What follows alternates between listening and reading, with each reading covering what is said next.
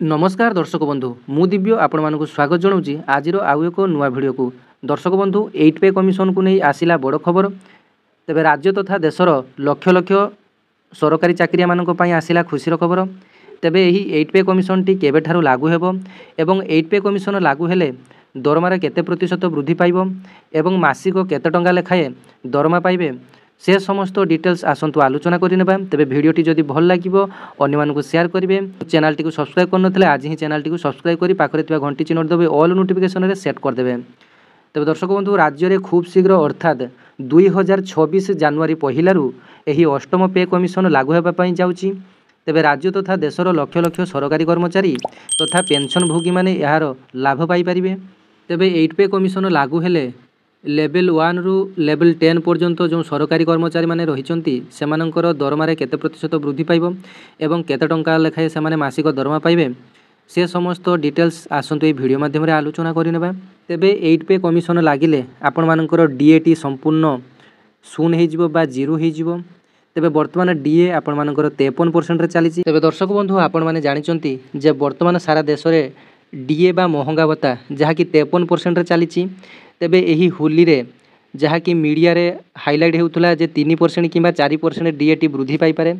तेबे सरकार को तरफ सेमिति किछि घोषणा हुई नाही। तेबे वर्ष को 2 थर डीएटी बढ़ी थाए। गुटिए हला जनवरी रु जून मध्य रे एवं गुटिए हला जुलाई रु डिसेंबर मध्य रे। तेबे आशा करिया खूब शीघ्र 3% डीए बढ़िबो बोली जहा आशा करा जाउची। तापरे आउ गुटिए डीए जुलाई मास रे बढ़िबो जहा कि समुदाय 60% हुई डीएटी संपूर्ण 60% हुई रही जिवो। तेबे 8 पे कमिशन लागू हेले आपण मानकर केवल बेसिक टी को धरा जिवो सेथरे डीएटी आपण मानकर 0% रु अर्थात 0 रु स्टार्ट हेबो। पुणी बंधु एही अष्टम वेतन कमिशन लागू फल रे लेवल 1 रु लेवल 10 पर्यंत जो सरकारी कर्मचारी माने रहिले सेमानकर दरमार प्रतिशत केते बढ़िबो एवं केते लेखाए दरमा पाइबे वर्तमान हिसाब टी जानि नियंतु। तेबे लेवल 1 रे जो ग्रुप डी रो कर्मचारी माने रहिले पीएन परिचारिका सहायक कर्मचारी माने जो माने रहिले तेबे सेमानकर मूल दरमा बा बेसिक पे टी वर्तमान रहिछि 18000 टंका। तेबे बढ़िले 51480 टंका सेमाने मासिक पाइबे। तेबे केते बढ़िला ना 33480 टंका मासिक बढ़िला। तेबे पाइबे केते ना 51480 टंका पाइबे। तेबे लेवल 2 रो जो कर्मचारी रहिले निम्न विभाग क्लर्क जो मानकर मूल दरमा बा बेसिक पे टी रहिछि 19900 टंका सेमाने वर्तमान मासिक पाइबा पई जाउचंती 56914 टंका को सेमानकर दरमा वृद्धि पाई पारे जहा कि 37014 टंका वृद्धि पाइबो। तेबे जो माने लेवल 3 रे अछंती कनेस्टेबल बा दक्ष कर्मचारी जो मानकर मूल दरमा रहिछि 21700 टंका तांकर बेसिक टी रहिछि सेमाने पाइबे 62062 टंका को वृद्धि पाई पारे जहा 40362 टंका वृद्धि पाइबो। एवं जो सरकारी कर्मचारी माने लेवल 4 रे आसुचंती grade D stenographer junior clerk सेमानकर बेसिक पेटी बा मूल दरमाटी रहिछि 25500। तेबे दरमा वृद्धि हेले सेमाने पाइबे 72930 टंका जहा कि समुदाय बढ़िला सेमानकर 47430 टंका वृद्धि पाइबो तांकर मूल दरमारे। तेबे लेवल 5 रे जो कर्मचारी रहिले वरिष्ठ किराणी वैषयिक कर्मचारी सेमानकर बेसिक पेटी रहउची 29200 टंका एवं दरमा वृद्धि घटिले सेमाने पाइबे 83512 टंका जहा कि 54312 टंका मासिक वृद्धि घटिबो। एवं लेवल 6 रे जो माने रहिले इन्स्पेक्टर बा सब इन्स्पेक्टर सेमानकर मूल दरमा रहिछि 35400 टंका। तेबे दरमा वृद्धि हेले 1,01,244 टंका को वृद्धि पाइबो जहा 65,844 टंका वृद्धि घटिबो। तेबे लेवल 7 रे जो माने रहिले सुपरिटेंडेंट बा सेक्शन ऑफिसर बा सरकारी इंजीनियर जो मानकर बेसिक बा मूल दरमा रहुछि 44900 टंका सेमानकर वर्धित हेले मासिक सेमाने एणिकी पाइबे 1,28,414 टंका जहा फल रे 83,514 टंका वृद्धि पाइबो।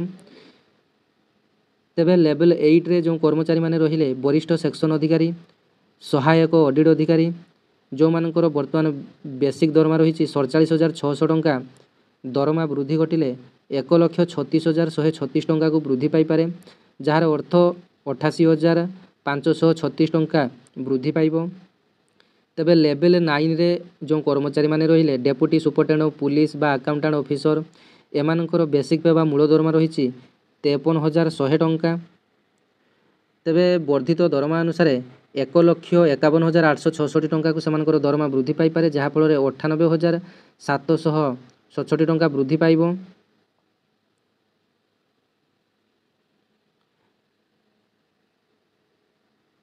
तेबे एबे आसंतु जानि नेबा लेवल 10 रे जो ग्रुप ए रो अधिकारी बा प्रवेश स्तरीय बा सिविल सर्विस रे जो माने रहिचंती अर्थात आईएएस बा आईपीएस श्रेणी रे जो सरकारी कर्मचारी रहिचंती सेमानकर मूल दरमा बा बेसिक पेटी रहिची 56,100 टंका।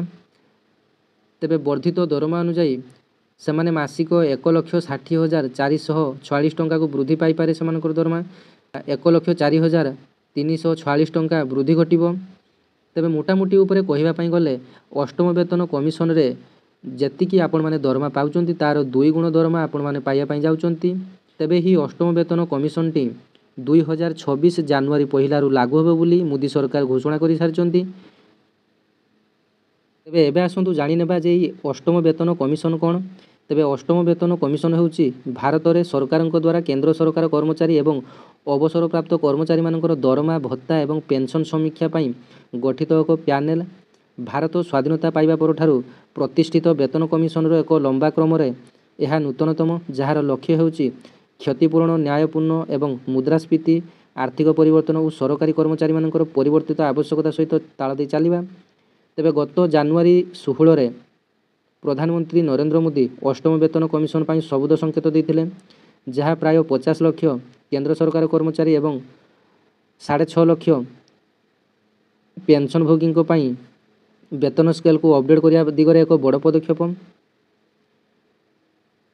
तेबे ही अष्टम वेतन कमिशन रो उद्देश्य कोन ना national council of elective machinery बा नेशनल काउंसिल ऑफ जेसीएम रो कर्मचारी माने वेतन कमिशन रो शर्तावली टीओआर उपरे सरकार को सुपारिश दाखल करिसंती। एथिरे दरमा गठन महंगा भत्ता मिश्रण पेंशन वृद्धि भली गुरुत्वपूर्ण दाबी अंतर्भुक्त करिसंती। तेबे कर्मचारी एवं पेंशन भोगी मुख्य सुपारिश गुड़िक कौन ना कार्मिक और तालीम विभाग डीओपीटी 2025 जनवरी 23 रे कर्मचारी मानक ठारू अष्टम वेतन कमिशन रो शर्तावली उपरे परामर्श लोड़ीथिले। तेबे यहाँ पर एनसीजेसीएम स्टाफ पार्श्व सचिव शिवगोपाल मिश्र सरकार को 15टी सुपारिश पठाइचंती। तेबे सुपारिश गुड़िक मध्यरु सबठारु गुरुत्वपूर्ण होउची निम्नलिखित आपण मानको वर्तमान मु सैलारी रो स्ट्रक्चर देखई गली जो कौ मानकर केते परसेंट दरमा वृद्धि घटिबो लेवल 1 रु लेवल 10 पर्यंत केते आपण मानकर दरमा वृद्धि घटिबो। तेबे दर्शक बंधु अष्टम वेतन कमिशन को नहीं एटा थिला आपण मानको पई सबठारु बड़ खबर। तेबे सरकारी कर्मचारी मानको पई खुशीर खबर 8 पे कमिशन लागू हेले दरमार प्राय 2 गुण वृद्धि पाइबो। तेबे एमिति वीडियो देखिया पई चैनल टी को सब्सक्राइब करनियंतु। धन्यवाद। जय जगन्नाथ।